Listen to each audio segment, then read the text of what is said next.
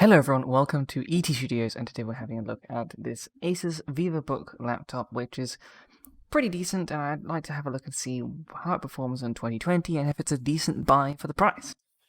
This laptop comes with an i3-6100U, 8GB of RAM, and a 256GB SSD with no graphics card. And it comes with a 768p screen, which is alright, and I definitely think that 1080p makes a difference, but it's not too bad, and I do think that the resolution does okay.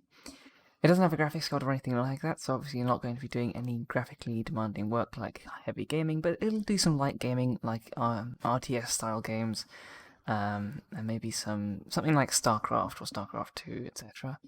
And yeah, it's not the most powerful thing in the world. I ran Cinebench R15, you'll see the score here now, and it wasn't the greatest score in the world, but it's decent. It's beat some of the older laptop i5s I've seen and things like that, so yeah, it's pretty decent, and I'd say that the 256GB SSD in this laptop really makes all the difference for a laptop at this price point. If you see a laptop around the same price with a hard drive and it has, say, an i5 or something like that, unless it's one of the newer generation i5s, I wouldn't even consider it. An SSD makes all the difference on a laptop like this. It starts up so quickly, and they become instantly usable. They don't have to wait and sit there for a while before you can actually start using it. It's just instantly usable, and I really think that an SSD makes all the difference on laptops like these.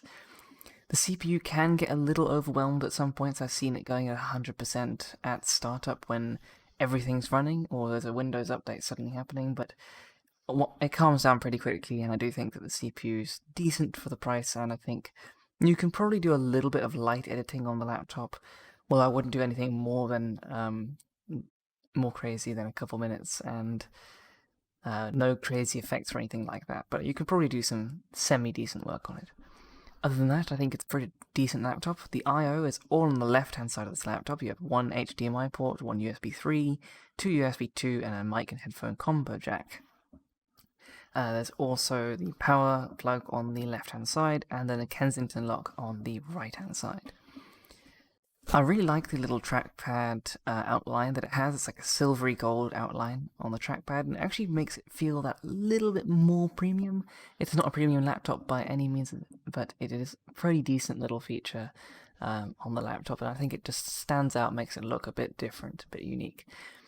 The back is quite a nice brushed metal look. I don't think it's actually metal, but I think it looks really cool, and I like the look it gives off, and in certain light it really does look pretty cool.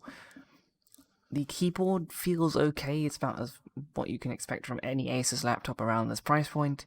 The keys aren't super wobbly or anything like that, and it feels alright to type on. So yeah, I think the laptop is definitely a decent deal for the price, and I think that if you can find one, especially if it's on sale or happens to beat out anything else that has a similar CPU but happens to have a hard drive, I definitely think that this is a good deal. Don't be fooled by the 1TB hard drive options.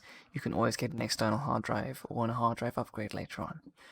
But there we go. I think the laptop is pretty decent, and if you have any questions, this isn't actually mine, it's a friend of mine's, but he will be in contact with me for a while, so I can relay any information from his side. If there's any complaints, I'll leave it in the comments below. So yeah, if you have any questions, leave them down below, and then like and subscribe if you enjoyed the video. There's a Discord server below if you'd like to ask me any questions directly, and I'll see you in the next one. Thank you for watching, and goodbye.